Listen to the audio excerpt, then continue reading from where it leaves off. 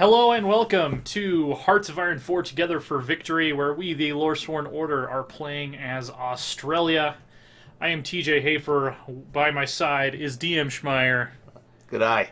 And also Brianna is once again working on graphics in the background. Hi. And may chime in a little bit.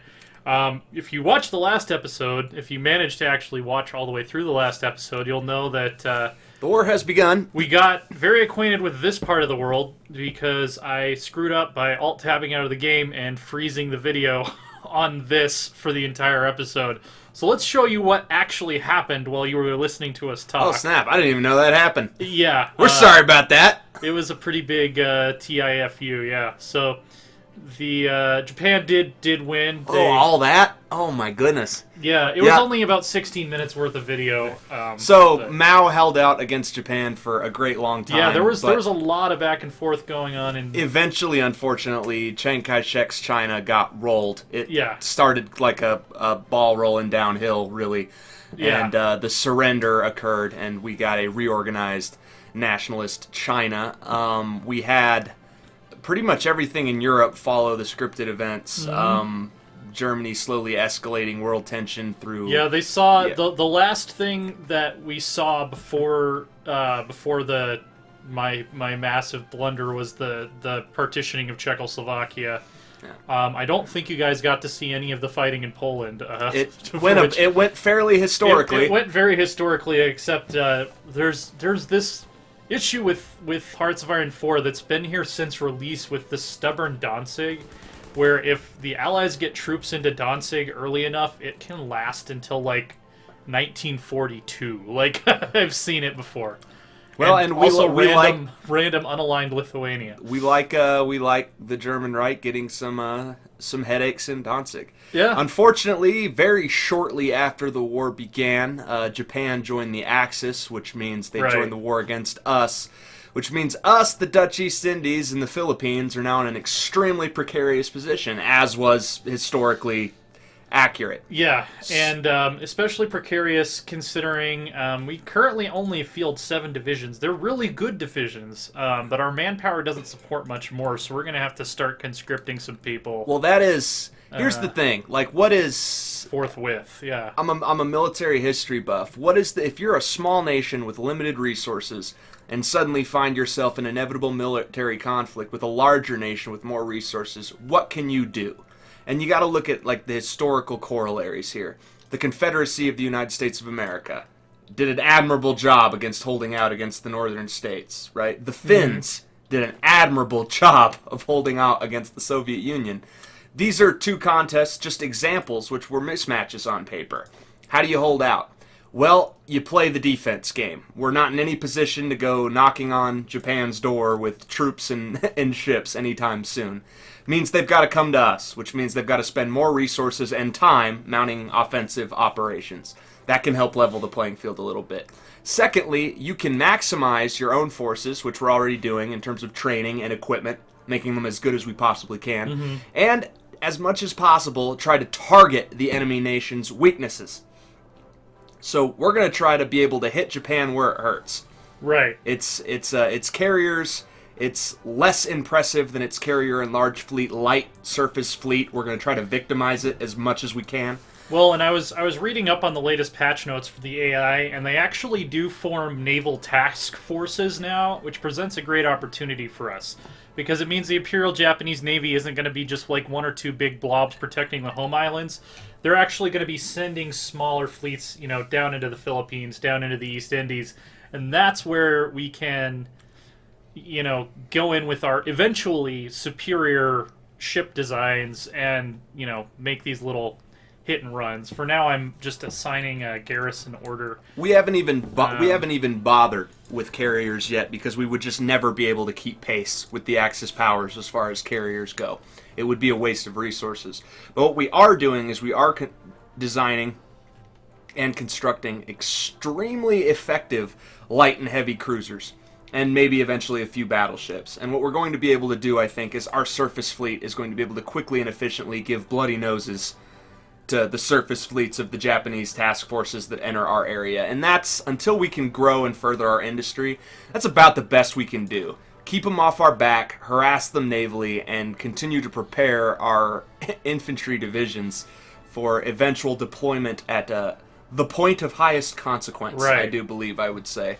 So, taking a little bit of a risk here until we get some more manpower. I'm going to garrison mostly just, the primary island of Australia. Main reason being, it's where all of our resources are. We continue the war effort without Tasmania. We can continue the war effort, without Papua. New Guinea and the Bismarck Islands. So if we lose this early, that's okay. We don't have any ships stationed there. We don't have any planes stationed there. And we just really need to focus on defending our core territory. This is going to be a great place to launch a counterattack eventually if they do decide to take it.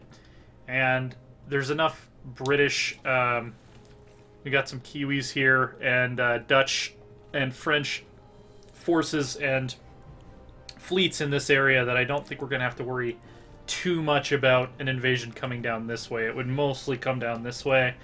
So as long as we guard, the northern coast and, along the coast in Sydney, I think we'll be in okay shape. I would say the next thing we should probably give a little attention to here eventually is a defensive air force. Yeah. Better planes just to fly over home skies and make sure that...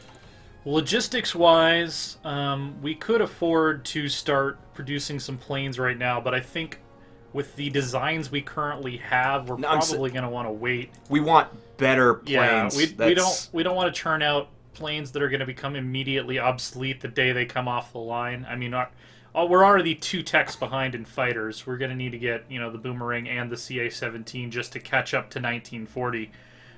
So once we get, the Woomera and the CA-17, that's when I think we can move some of these factories over to... I agree. Producing planes full-time. We'll probably need to trade for some more oil, but we can afford to do that now. Honestly, we've got a pretty decent factory bandwidth for a nation our size, and it's still growing. By the way, we should...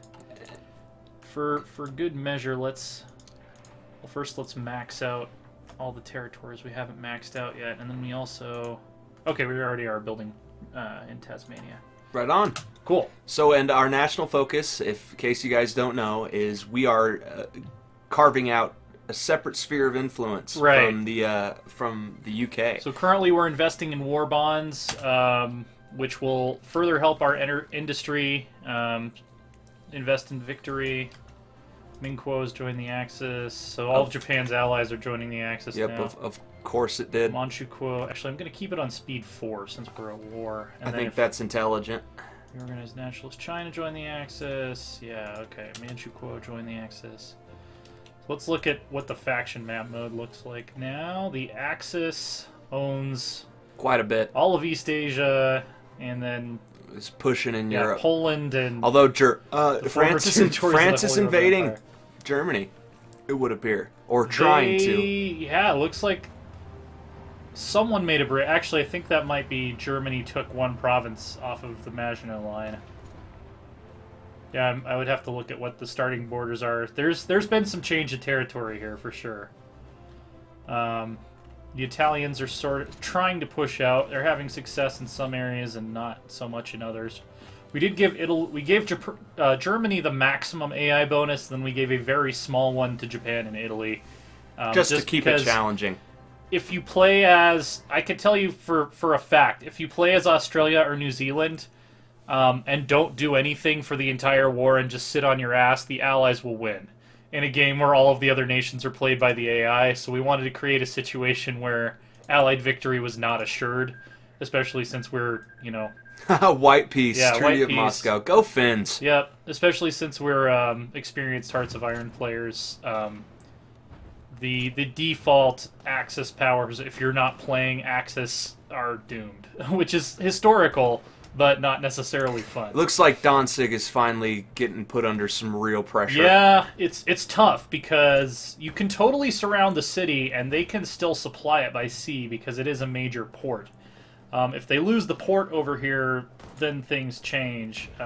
But yeah, as long as the Allies control the Baltic and control. See, when they're really in trouble is if Germany invades Scandinavia, because then they can cut off the Stora belt and make it harder to get ships there. So, which is why Germany did it.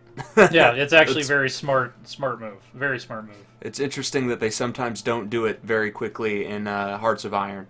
Let's see, low manpower, we already know about that. So I'm watching, especially for any landings in the East Indies, any landings in New Guinea, any of these British islands to fall. I think that at this point, Japan looks most of the Japanese army is probably going to be tied up on the mainland with French Indochina and with the Raj. Yes, I would agree. And here comes... yeah, 2 divisions. Okay, so we have to figure out how we're going to deal with this. First of all, let's stop training our units. Where are they headed? Probably that island right there. So... we could take that force. We could. And maybe should. Transport to a non-naval base location. Alright, let's go. Let's send in the boys. Was that ours? Okay, yeah, so they took a single island. So we're not going to let that slide, though. No. Not when they sent a force that small. This is one of those things where it is absolutely about national pride, though. It's like you can't let that go. We also don't want to give them a base with which to begin to get more of a naval foothold closer to us. So we're gonna go retake that just about immediately. So I know I'm playing it risky here by deploying all 7 of our divisions up into the islands here, but why are they? Come on, you guys. You understood what I meant. Alright, let's just send them around this way. Also, I forgot fleet missions. That could have been semi-disastrous.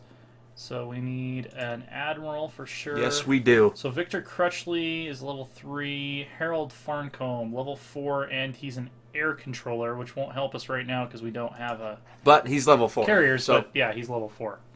So... yeah, this is a little bit dangerous, but I think we need to try to protect the Bismarck Sea. I would agree with that. You can't just let the enemy come into your waters and start having rain. I'm not too worried about the Solomon Sea or anything south of New Guinea, but they might have ships in this region. I'm not entirely sure. So we're going to want to patrol for the most part, because that'll give us the best chance to actually find their ships. Of course, now I've totally forgotten how to add regions to my naval. Okay. So that should give us a pretty good screen. Our Absolutely. Ships in production.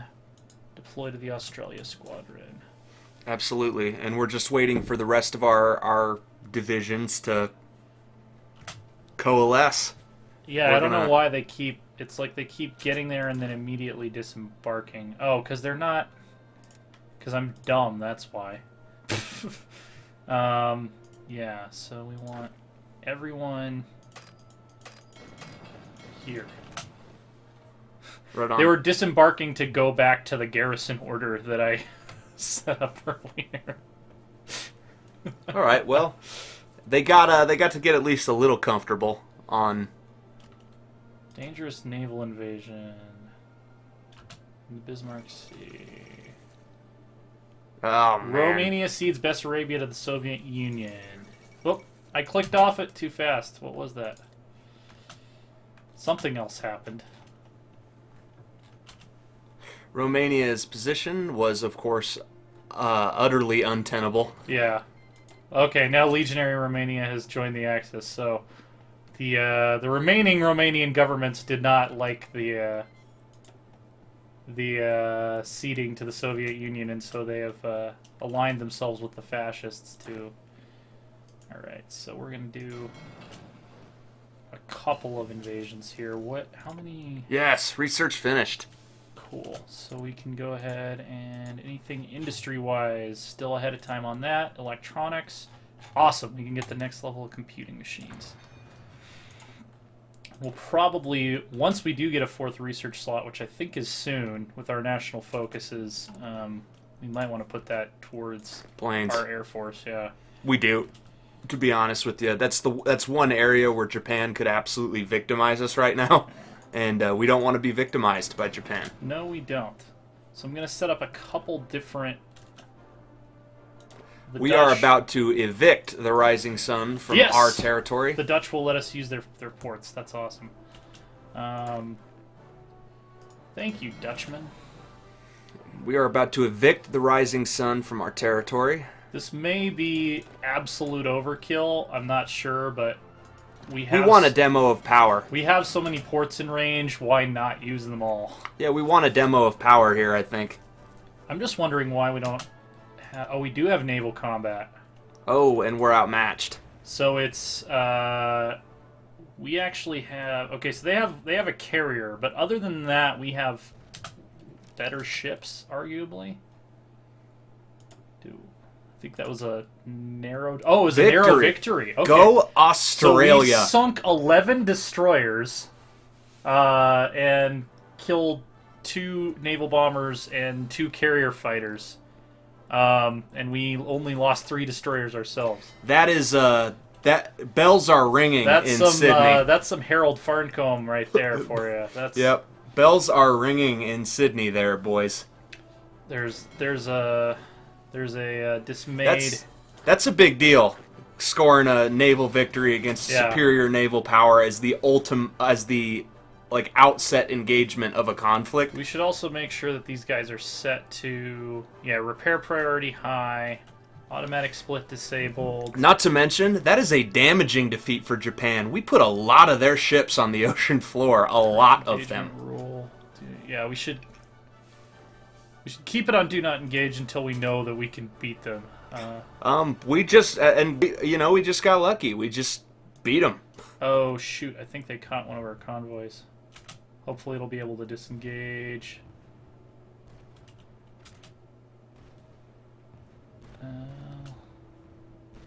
So we won, but since we had ordered our guys to go back and repair, so we lost 1 division. Damn. Well, we do now staff all of the naval bases that could be used as a point to attack our... we got to get that island back. Yeah. So and we got to rebuild. We got to rebuild that division. We can't lose even 1. Yeah, I mean, we're going to be building probably, as many divisions as the planner will let us build here pretty soon, once we get... What is this guy not part of Are you not part of the war, dude? Did you not get the memo that we're... I don't know that I'd risk him by sending him up there. That's a safe sea zone though. That's not... They're operating out of the Bismarck Sea. They don't... I'd be highly surprised if they had any... We got to take that island back ASAP though. Yeah. So we've got to get our fleet repaired. We got to get them back out there. And that'll allow us to safely launch a naval invasion against the task force. Okay, so we've got rationing and recycling. Adds 24 aluminum and 12 oil in New South Wales. Wow. And then requires all of the following. So we have to classify aliens to get the Australian Defense Research, and we have to be fully independent, which we're not yet. We made it partway down that tree. Research collaboration. Requires Australian armed production, fight, work, or perish. Also required us to be fully independent. We should keep going down the independence tree. We're not going to be able to get to the end of any of our trees if we don't. Well, let's see. This... Military factory construction speed. Let's get rid of our consumer goods factories first so that we can focus all of our effort on the war effort, and then we can sever ties with the UK. I think that's going to be the best way to go. Yeah, and that gives us national unity and factory output. We really need. Yeah, so... All right. Do they have anything on their tree that increases recruitable population? That was the other thing I wanted to look at. Okay, yeah, the Women's Service Army. We definitely want to get that eventually. Soon. Yes. Soon, soon, soon.